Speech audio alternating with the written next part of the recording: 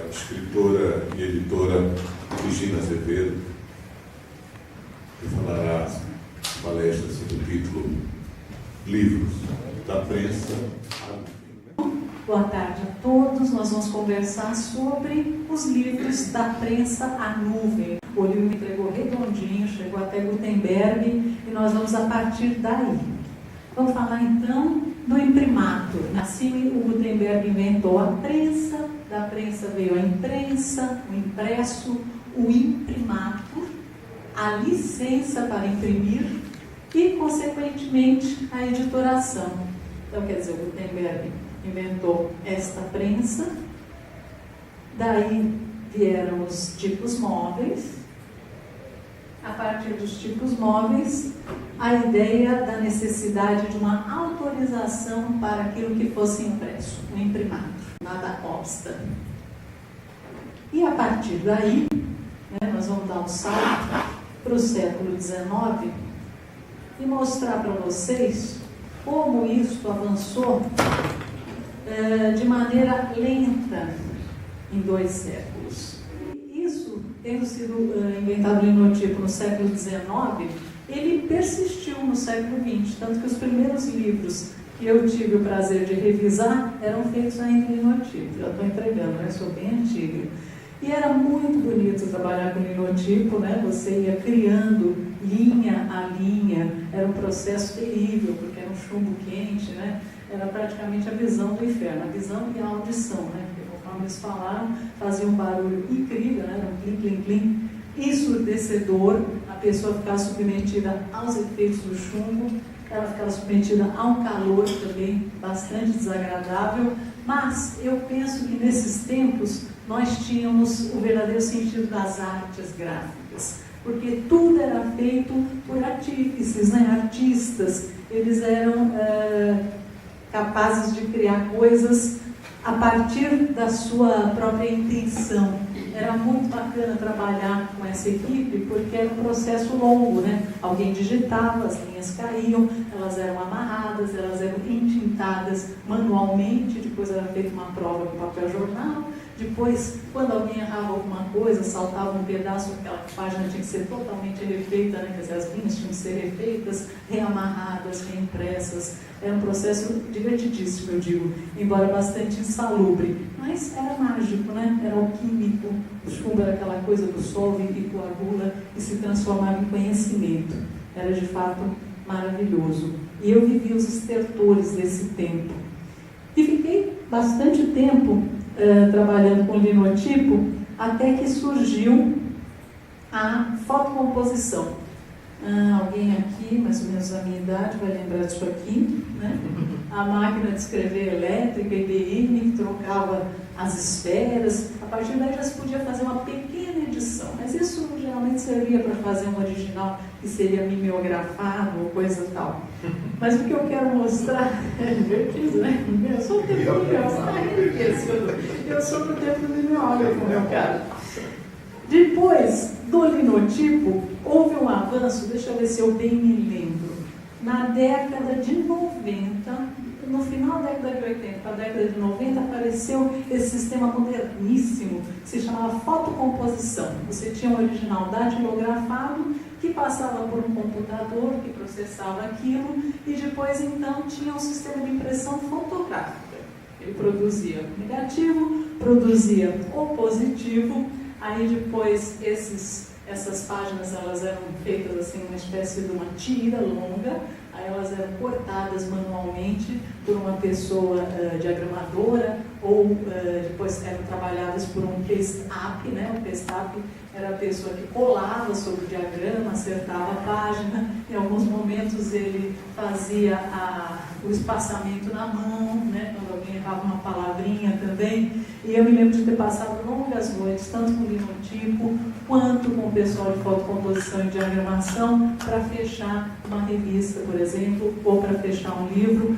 Tinha uma coisa colaborativa muito intensa, a gente trabalhava realmente em equipe, as pessoas eram valorizadas, uma torcia pela outra, muito diferente do que, como nós vamos ver daqui a pouco, uma pessoa sozinha no seu quarto, na sua sala, fazendo um livro, que hoje é plenamente possível. Você era meio processo? Como letra 7, maravilhoso, né? A letra 7, que o Silvio bem lembrou, o Silvio é um artista gráfico também, entre outras artes que ele pratica, e a letra 7 você precisava decalcar cada letra para escrever um título, né? Então era fantástico, era maravilhoso. Processo lindíssimo, artesanal, né, Silvio? Você está matando a saudade.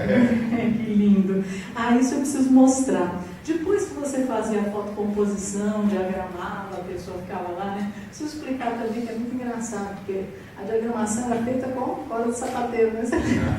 Isso. Todo diagramador era meio maluquete, sabe? Já era artista, né? Então, o Silvio, não sei se ele foi diagramador. Eu posso dizer para vocês que eu não fui, mas eu realmente nunca tive essa habilidade, né? Eu nasci com 2 mãos esquerdas, então eu realmente não tinha essa habilidade nem o olho suficiente para colocar as linhas na diagramação correta. Mas aí tinha outra parte mágica que se revelava nisto, que essa coisa extraordinária, o fotolito. Que coisa mais maravilhosa, né? Era também um processo fotográfico. Você pegava uma página que então já tinha sido criada através de um processo fotográfico e recriava num acetato, né, uma espécie de filme mesmo, a matriz que seria então reproduzida para se transformar de novo no impresso. Fotolito, esse é um negativo, né, do fotolito, depois ele era revelado, ou seja, ele era batido e transformado num positivo. E esse positivo era colocado na chapa de maneira inversa para poder dar o livro certinho, né? Agora isso aqui, Silvio, como é que chamava esse troço? Lembra? Abidec.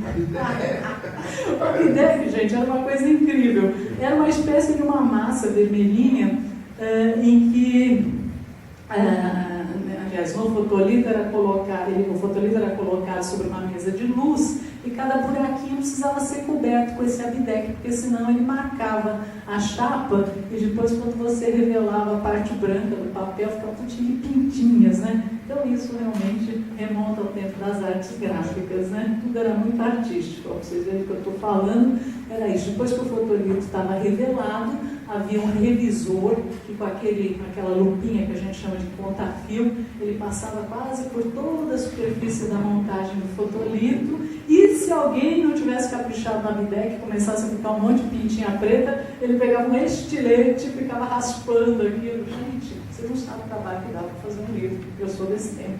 Realmente era uma arte.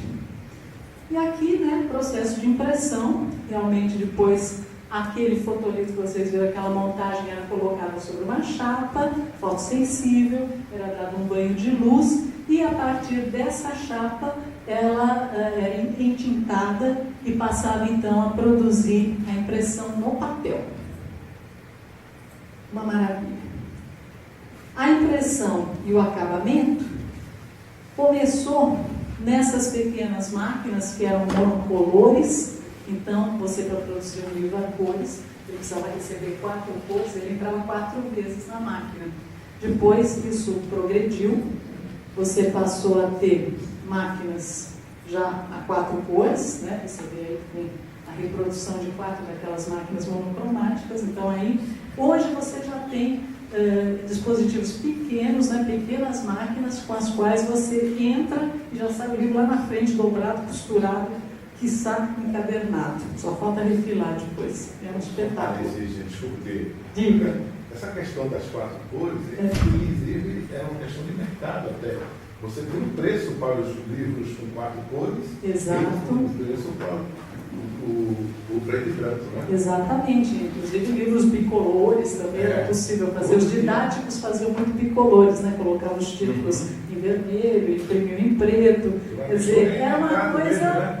É interessante essa questão do mercado complicada. Influenciar aí na construção do livro, né? Exatamente. Aqui vocês veem uma moderna máquina a 4 cores. Antigamente, o gráfico era uma pessoa muito valorizada, porque ele tinha que ter a ideia exata de quanto de tinta ele colocaria para que os livros de uma edição saíssem mais ou menos no mesmo padrão, né, de cor. Era muito no olho, era muito na mão, era muito no peso da tinta. E hoje não, hoje é tudo no computador. O computador diz quantos gramas de tinta você tem que colocar e coisa tal, né? Então, o gráfico se tornou uma pessoa menos importante. Vocês devem se lembrar que as grandes greves aconteciam, né, no setor gráfico. Eles tinham uma força extraordinária.